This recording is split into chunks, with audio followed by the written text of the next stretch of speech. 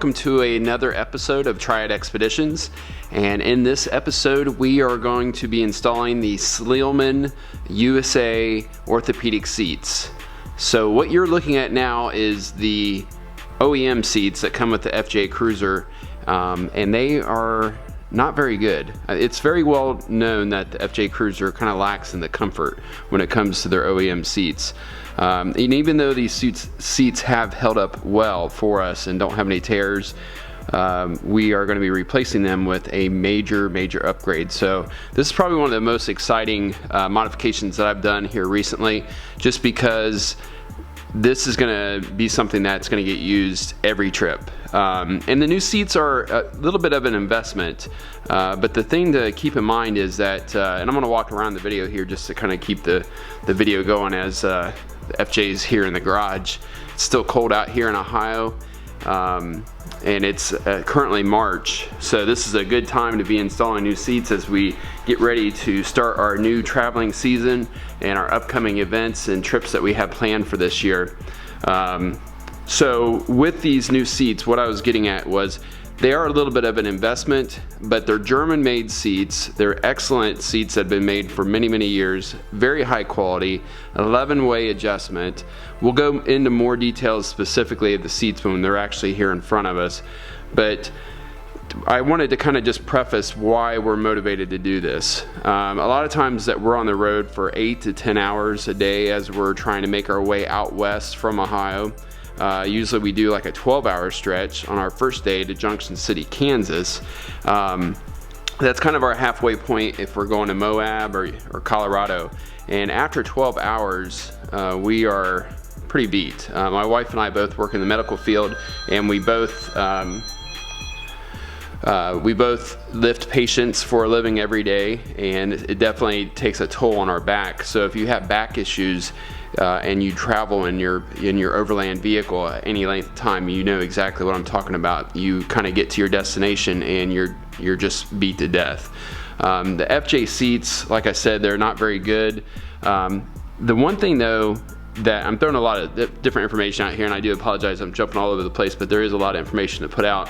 One of the things that is good though is there's a lot of folks that have the older 2007s, and it's common that the seat will rip right here in this area or get excessively worn. We're pretty good with taking care of our things and making sure that we don't tear our stuff up. So these seats are actually going to be sold with the original rear seats that of course are no longer in there because of our rear setup here that we have. Those seats are going to be sold for $600, and they're already sold. It literally took about 15 minutes for me to sell them on Facebook. So with that said, a local guy is going to come pick them up tomorrow. I'm going to get these seats out of here, and that's what this video is also going to show you, is the process of taking these seats out. Not detailed process, because it's pretty straightforward setup with taking them out. You know, a bolt here, a bolt there, wiring harness disconnect, but I definitely will be sharing any specific details that I have as far as difficulties or anything else like that. The brackets that allow you to use the Scheel Mann seats come from Metaltech. So Metaltech worked with Scheel Mann to make these adapter brackets that allow you to use the original sliders that come with the FJ Cruiser. So keep that in mind if you do take your seats out and you need to keep your sliders. That's part of the deal. And with that said, is don't do this on your own. Ask questions. And the way to go about getting the new Scheel Mann seats is to call Longe Range America. The folks there currently headquartered at Cruiser Brothers, but they'll be having their own website, longerangeamerica.com, very soon, and you'll be able to go there and call or shop online and talk to Ward Harris, and he's the guy to talk to as far as getting set up with these seats, because there is several different options. Once again, I'm going to talk about the seats more, but just early on in the video, I want to say that the seats that we went with are the Vario F seat, because of the fact that they have a decent amount of bolstering, 11-way adjustment, but they have a very low egress or ingress side cushion here, so that way you can slide out of a vehicle that is up high like our FJ Cruiser. So our truck is just back from having the auxiliary tank installed, and so we're pretty excited about that. The auxiliary tank video will be published here soon, so definitely be looking for that also. So without further ado, I am going to get started on these seats and definitely video anything that I come across along the way that would be of concern to you. So the passenger seat is out already, and I say already because literally 4 bolts and a couple piece of trim pieces in the back and 2 plugs that go in the bottom of the seat is all you have to do to get these seats out. So they come out very quickly. Yeah, 14 millimeter, that's all you need, and a small flathead just to be able to get those plugs out easier. And then this is what the seat looks like underneath.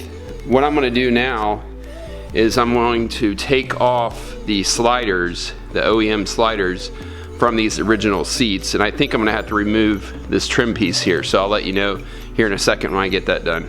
Alright, this is the underneath side of the seat minus the bracket.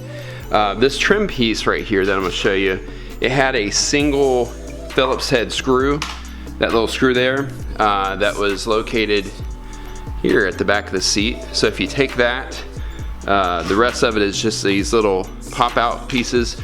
So just firmly pull it away from the side. You'll need to remove that to be able to get to the 5 T40 Torx screws that is on the outside edge of the seat. There's also going to be 5 T40 screws on the other side. And then just a helpful hint, go ahead and break all those loose before you take a single one of them out, because that way the bracket won't try to move around on you as you're torquing those out. So I just use a socket and a T40 socket to remove those. T40 is a pretty common size for Toyota trucks to be used. And then now what we're looking at is the bracket itself. So the bracket itself, the slider, the OEM slider, it is removed, and you're going to need this in conjunction with the Metaltech brackets to mount up the new seats. Also, you can see there's quite a bit of wiring here. Some of that will be utilized also in conjunction with the kit that is coming for the airbag sensor, so that it knows that somebody's actually seated in the seat. So if you're not familiar with how that works, that's what it is. You know, if somebody's seated and they don't have their seatbelt on, it also tells the truck that in fact it needs to deploy the passenger side airbag. One thing I'm not sure about, going back over here to the seat, is whether or not I'm going to need to use these modules that are here in the seat. I don't think so, because they don't really appear to be removable, but everything is removable, so I don't know. We'll see. I might end up needing those after all. So that's another part of it. That was actually one of the more complicated parts of it, because you just have to put a small flathead screwdriver like you normally would do for any type of connections on plugs on vehicles, and there's actually one plug that goes for each 4 corners, and then this yellow plug right here goes to the harness, so you need to unplug that. So there's a total of 5 connections that need to be undone to remove the seat from this actual bracket over here. And you can see one side right here, this is the black and the gray plugs, and then that other plug went somewhere right in here, I think. So anyways, not difficult at all, pretty easy so far. So alright, moving on to the driver's side. So the driver's side seat came out just about the same as the passenger side, with just a few differences. This white plug here was a little more difficult than the other side to get out, and the seat brackets are different because of the fact that the FJ has that elevating feature to it as far as the lever on the side to raise the seat up and down. So that is the other difference. I've taken a peek at the seat brackets instructions, and they look pretty good, so I'm hoping that that ends up being the case. So the next phase of this installation will be to get the console out, because we will need to route the wires up to the switch panel there in the middle of the FJ and drill out those blanks to mount up switches for the heating elements. So that will be the next stage. Alright, so I have the center console out, and there's several videos on how to do that, but I mean, it's pretty easy. There's 2 bolts down here, and then the trim, there's a couple more. I just suggest going to the video. There's several on YouTube that will help you out with that. And then I have the switch panel drop down, ready for me to modify some switch blanks, and it's going to take a total of 3 of these switch blanks. So luckily I have 3 more of these vacant, and I pop those out. You might end up finding that you don't have 3 of them that are totally vacant. You might have some dummy harnesses behind them that was pre-wired for some additional accessories. And what I did with that is I just zip tied those dummy harness right between these other 2 harnesses to keep it from flopping around in there or rubbing raw and shorting out. So this will go into those 3 bottom ones. And the reason why you need 3 is because when you order the airbag sensor bypass switch, for lack of better terms, when you get that, and once again, you can get all these parts from Long Range America, so you don't have to go hunting around for the parts. You're going to need it actually has a little switch that allows you to say, yes, there is somebody sitting in the seat. So it kind of defeats, which is not a very good word, but I mean, I'm not liable for it, so use at your discretion, but it kind of defeats the airbag sensors that normally would be with the OEM seats. Another thing I wanted to say real quick is this is a really good time for you to use some fluid film, and I'm a big fan of fluid film. For anybody that knows me, I talk about it all the time, but in case you don't know what fluid film is, that is what fluid film is. And I get it in the big 1-gallon jug, but you can also get it in the little bottle with the straw, which makes it really nice. So what you want to do is use this as a good opportunity to put fluid film down in the tracks of your sliders. So I just basically flooded it in there so that it would be nice and lubed up for the future. And then there is some bare metal. For some reason they don't treat this metal underneath the seats at all, so I just put some fluid film on there. Fluid film's safe with plastic, rubber, it don't matter, it's not going to hurt anything. It's just lanolin, it just wipes off, so it's good stuff.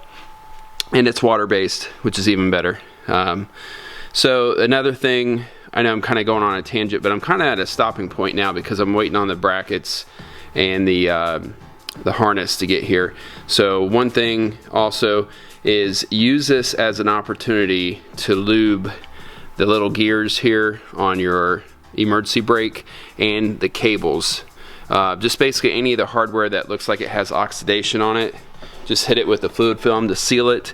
It's safe on electrical connections. I'm sounding like a commercial for fluid film, but I do like the stuff. I did figure out one thing, my emergency brake wasn't working correctly. I would pull up on it and wouldn't catch, and so I thought maybe at first a cable or maybe something had come loose or the emergency brake pad was actually worn out, but that wasn't the case at all. It was just the little knob here at the top of the e-brake handle was not actually springing enough to catch the teeth on there. So I squirted a bunch of fluid film down in there, cycled it a couple times, lubed up the rod everywhere, and now it works perfect. So one other tidbit, while you're doing your seats, go ahead and hit all that stuff at the same time, and that way it'll be working for years to come. Here is the heated seat part of this installation, and as mentioned earlier, I said that I was going to use some of these switch blanks, 3 of the switch blanks in the switch panel, the center console switch panel by the shifters. So I have 3 of these. The heated seat portion is going to take 2 of these. And so In German it says 20 millimeter. It's about the only part of the instructions for the heated seat installation that I can make out, but it looks very simple, so that's good news. The challenge will be to cut a hole in here, because really this is only about 20 millimeters wide, so I'll show you more on how I ended up doing that. I work with plastic all the time, so this is kind of my thing as far as cutting and carving plastic, being a holster manufacturer, so I'd hope that I could be able to accomplish this. The harness looks a little daunting, but it's actually really simple. And one of these harnesses that comes bundled comes with each one of the seats. The switch is detachable, so that makes it nice to pass it through and then make your connection, so you don't have to worry about that. You can always disconnect it, whatever body panel or portion of the vehicle that you're installing them in. You'll be able to do that easily since that disconnects. You won't have to solder. The length of the wires look very sufficient, so that's the other part of it. It doesn't look like we'll need to extend anything. The simplicity of this is that simply with this large ring here, this is your ground. There's no doubt that that's in fact what that is. So you ground that portion, and it does give you a just really simple schematic as far as where to put everything, so really no worries there at all as far as how to connect these. So yeah, you don't have to worry about that at all. There's the ground, and then they give you plenty of red wire here to make your connection. Now what my intention is to do a add a fuse on the fuse panel that's located to the left of the steering column and down from the steering column. There's a little kick out panel there that you pull down, and I'm going to add a fuse there and splice that in there, and then put a 15 amp micro fuse, mini fuse in instead of this fuse that they give you. But they do give you one, so that's nice. If you actually want to do it that way and actually take it to the battery, you can do so. I don't think that's necessary, since there's a large amount of 20 amp circuitries down there that you could add to without much worry that you're going to overload the circuit within the fuse panel. The other thing is this is the breaker, or I should say the relay, the power relay, and then the other part of it is obviously the switch, and then you have two of these connectors, and one of them will go to the seat top and one will go to the bottom. So that's the two here. I'm not sure how they designate those, so we'll have to definitely look into that. I think it's basically the colors here, but we'll have to look into that further as we go along. So alright, I'll show you how the blank ends up turning out with the switch installed. Alright, I thought this was a good time to kind of correct myself a little bit in my previous statement regarding that the instructions for the electrical seating portion were completely in German, which these are, but they do have the instructions that come with the seat itself, which has the Great Britain flag on there, donating these, or notating that is, that these are in English. So, and in fact they are in English, so that's a good thing. So it gives you pictures, and the instructions are pretty well thought out, so I don't think these are I think these are going to help out immensely.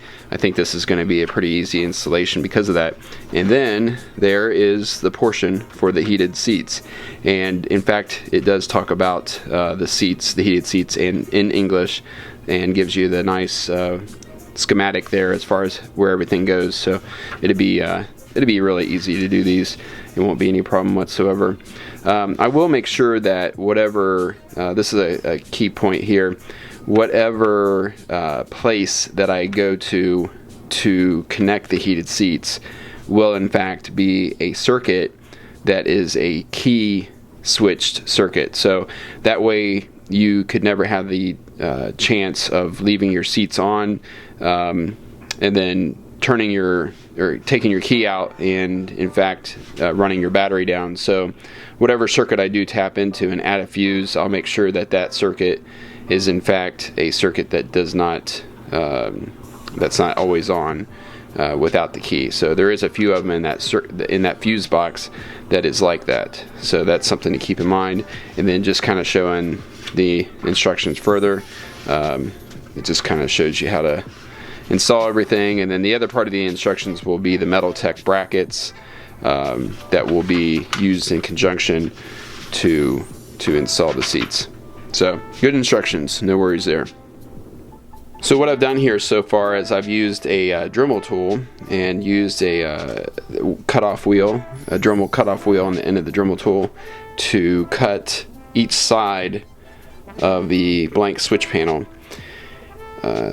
which is pretty simple. There's two of these pieces, one on each side, and then right in the middle is this plastic standoff, and I'm actually going to run a drill right down the middle of that so that it will pop out centered on the other side. So that's going to be a nice guide. And then what I'm going to do is use the step down drill. These can be found at Harbor Freight.